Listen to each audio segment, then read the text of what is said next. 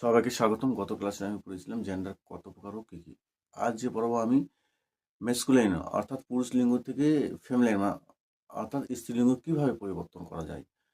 এটা জেনারেল নিয়ম, স্বাভাবিক ওয়ার্ড এক ওয়ার্ড থেকে এক ওয়ার্ডে পরিবর্তন করতে হবে। তো বিষয় হলো লিঙ্গ কাকে বলে। যে ওয়ার্ড অর্থাৎ নাউন এবং প্রোনাউন দ্বারা স্ত্রী অথবা পুরুষ অথবা উভয় কিংবা কোনো জড়বস্তুকে বোঝায় তখন তাকে বলা হচ্ছে লিঙ্গ বা জেন্ডার। আমি এখানে দিয়েছি কতগুলো উদাহরণ, দেখেন, লক্ষ্য রাখেন। মেসকুলাইন জেন্ডার পুরুষ লিঙ্গ, ফেমিনাইন জেন্ডার স্ত্রীলিঙ্গ। এক নম্বর হচ্ছে ব্রাইড গ্রুপ, ব্রাইড গ্রুপ মানে বর, ব্রাইড মানে কনে।